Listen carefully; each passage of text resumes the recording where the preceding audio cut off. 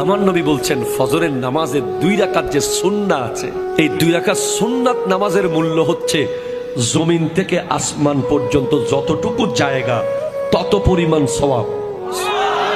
আপনি fair and handsome বাদ দেন, আপনি ফেয়ার অ্যান্ড লাভলি ম্যান বাদ দেন, গার্নিয়ার ম্যান বাদ দেন, আপনি ওই হাবিব তাসকিয়ারে গিয়ে আপনার ফেসিয়াল করা বাদ দেন, আপনি ফজরের নামাজে গিয়ে ওযুটা করেন না, তারপর দেখেন না আপনার চেহারার গ্লেজ কি কেমন মারে। আপনি হাজার হাজার টাকা ফেসিয়াল করেন, আপনি হাজার হাজার টাকা বিউটিশিয়ানকে দিয়ে দিচ্ছেন, দিয়েন না, এগুলো আপনি ফিলিস্তিনের ভাই বোনের জন্য রেখে যান, ঠিক কিনা কথা বলেন? আপনি লক্ষ লক্ষ টাকা বিউটিশিয়ানকে দেওয়ার দরকার নাই। আপনি 5 ওয়াক্ত 5 বার ওযু করেন না, আপনার চেহারা দেখলেই শত্রু কাবু হয়ে যাবে, ঠিক কিনা কথা বলেন?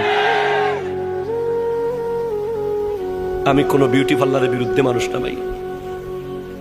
বিউটি পার্লার, বিউটিশিয়ান যারা কাজ করে এটা একটা প্রফেশন, তবে হ্যাঁ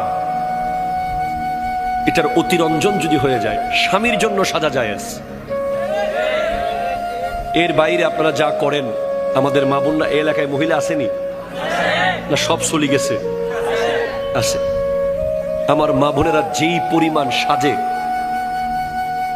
মেহেদি অনুষ্ঠানে যাওয়ার সময়, আগে পুরুষরা তেমন বিউটি পার্লারে যেত না, এখন পুরুষরা আরো বেশি। কালকে না পরশু দেখলাম একটা খেড়ি মাসাজ করতে গিয়ে রক্সিরি কাইতে পড়ে গেছে, ঠিক কিনা কথা কন?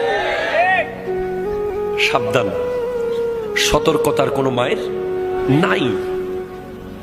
আপনার সেলুনে গিয়ে ওই মানুষটাকে দিয়ে আপনার মাথা মাসাজ করাইতে হবে না।